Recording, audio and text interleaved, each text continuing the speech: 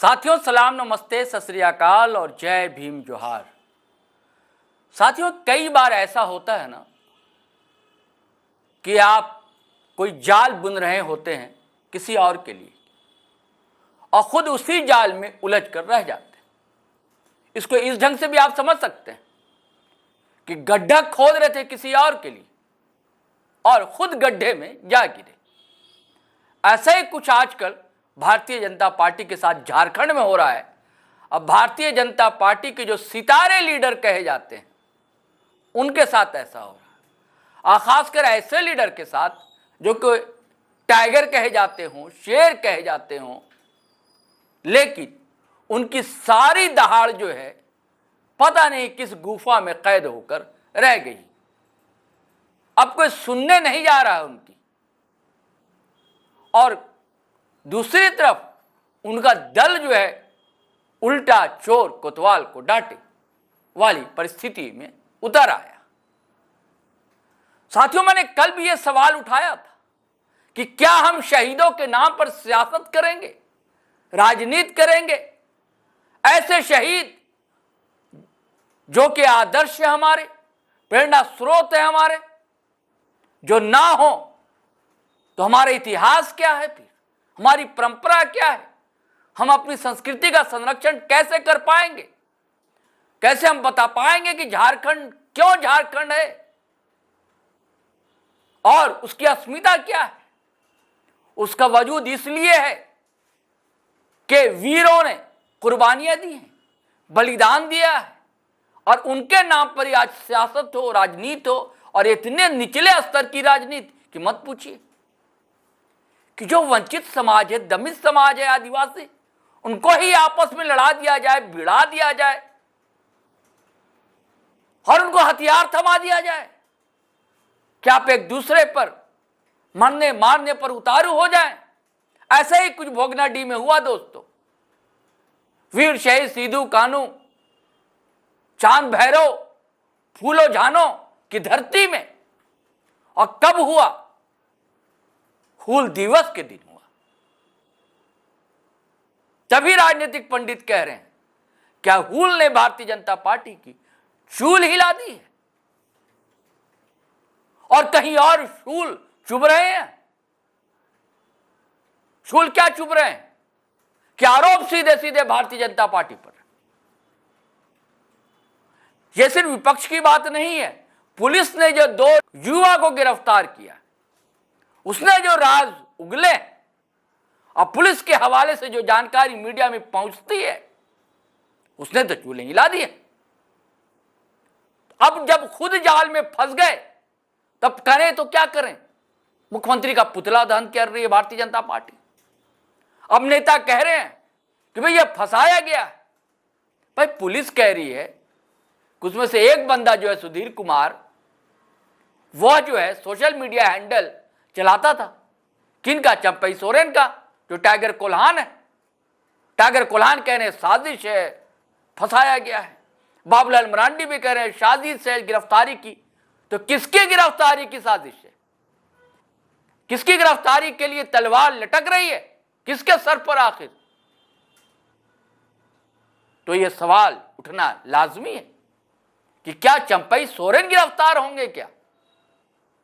क्योंकि सारे तार जो हैं वही जुड़ रहे हैं, मंजिल वही है उसकी। अभी 2 लोग हुए हैं, एक उड़ीसा से हुआ। तार कहां तक जुड़े हैं? उड़ीसा में भारतीय जनता पार्टी की सरकार है, मोहन मांझी की। तो साथियों इसलिए डर सता रहा है। और ये जो बयान है बाबूलाल मरांडी का, वो खुद कहते हैं कि किस लिए भाई वहां पे झगड़ा हुआ और पुलिस कहती है कि यह साजिश थी, सिर्फ भोगनाडीह की नहीं है। यह साजिश रची गई थी, यह पटकथा तैयार की गई थी कि पूरे झारखंड में आदिवासियों के बीच फ्रिक्शन हो जाए। सरना वर्सेस ईसाई आदिवासी का मामला चल ही रहा था, वो नहीं चल पाया। उसके बाद आदिवासी, सरना आदिवासी और मुस्लिम के बीच विधानसभा चुनाव के समय आपने देखा बांग्लादेशी घुसपैठियों के बहाने। लेकिन आज तक सारी तस्वीरें साफ नहीं हो सकी।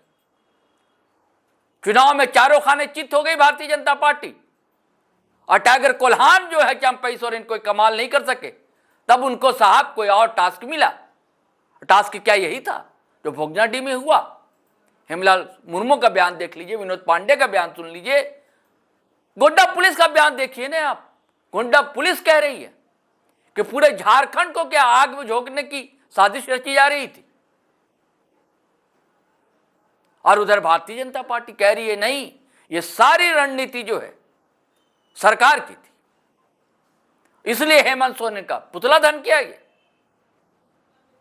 लेकिन जनता जो देख रही है, समझ रही है, आदिवासी भी अब समझ रहे हैं, जान रहे हैं, और टाइगर कोल्हान का कुछ चल नहीं रहा। लेकिन सबसे बड़ा सवाल तो यह है, क्या टाइगर चंपई सोरेन की गिरफ्तारी होगी? क्योंकि जो इशारे करते हैं बाबूलाल गिरफ्तारी की साजिश, तो फिर शंका तो उठती है। और अगर पुलिस ईमानदारी से जांच करती है, ये तो साफ है भाई कि उनका सोशल मीडिया हैंडल देखते थे वो सुधीर कुमार, और कई बातें होगी। और सुनिए, आदिवासियों को हथियार तक मुहैया कराए गए थे, कई जख्मी भी हुए हैं। कहा जाता है कि ग्रामीण की बात आ रही, वो कौन थे ग्रामीण? उन्हें हथियार किसने दिया था? पुलिस कहती है कि इन्हीं लोगों का हाथ था। और इनके पीछे किसका हाथ है और उनके पीछे किसका हाथ है, इसकी भी तो जांच होगी। लेकिन सामने से जो दिख रहे हैं चेहरे, दो ही चेहरे दिख रहे हैं। बड़ा नाम सामने उभर कर आता है टाइगर कोल्हान चंपई सोरेन का, उसके बाद लोबिन हेम्ब्रम का।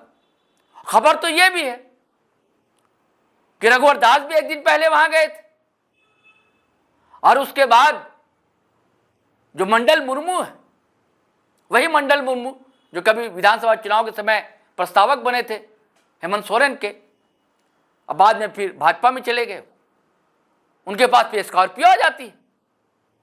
यह आरोप है हेमलाल मुर्मू का कि रघुवर दास के जाने के बाद फिर कहां से उनके पास स्कॉर्पियो आ जाती है। तो क्या अब गिरफ्तारी मंडल मुर्मू की होगी, चंपई सोरेन की होगी, लोबिन हेम्ब्रम की होगी? सवाल बड़ा है। बड़े राजनेता रहे हैं, मुख्यमंत्री रहे हैं, खड़ा मुख्यमंत्री कहा जाता है राजनीतिक गलियारे में। उसी के बाद तो सारा खेल हुआ झारखंड में। अब दोस्तों ये सारी कहानी आपके हवाले। अब देखिए क्या होता है राजनीति में। तो आप जानते हैं, सत्ता पक्ष हो या विपक्ष हो, साम दान दंड भेद सारी नीतियां अपनाता है। तो ऐसी स्थिति में कहा नहीं जा सकता ऊंट किस ओर करवट लेगा। हम तो चाहते हैं कि भाई राजनेता है, ऐसा कुछ ना हो उनके साथ। लेकिन सवाल ये भी है ना, गड्ढे तो खोद रहे थे ना, ये तो कहानी आती है। अगर इस कहानी को आप पन्ने दर पन्ने पढ़ेंगे तो पटकथा तो समझ में आ जाती है, स्क्रिप्ट किसने लिखी थी, और उसके बाद जो ड्रामा रचा गया, और उसके बाद भी जो खेल हो रहा है, लेकिन खेल में कामयाबी मिलती हुई दिख नहीं रही, और चंपई सोरेन बुरी तरह फंसते हुए दिखलाई दे रहे हैं। अब सवाल यह है कि क्या चाचा भतीजा में कुछ बात होती है? क्योंकि सम्मान करते हैं हेमंत सोरेन जो मुख्यमंत्री हैं, चाचा ही कहते हैं। उनकी सहचरी जो है, जीवन सहचरी, गांडे से विधायक है कल्पना मुर्मू सोरेन, वो भी चाचा ही कहती टाइगर कोल्हान को। अब कितना सम्मान बचा रहता है इसकी बात है, या पुलिस क्या कार्रवाई करती है ये देखने की बात होगी। चलिए साथियों, फिर हम नए वीडियो के साथ हाजिर होंगे। लेकिन जाने से पहले आग्रह गुजारिश करना चाहूँगा कि आपने अगर हमारा चैनल सब्सक्राइब नहीं किया तो ज़रूर कर लें, और कर लिया है तो ज्वाइन बटन दबाना हरगिज़ ना भूलें, और वीडियो धड़ाधड़ फटाफट खटाखट शेयर करें, लाइक करें, कमेंट करें। आज्ञा दें, इजाज़त दें। जय हिंद, जय भारत।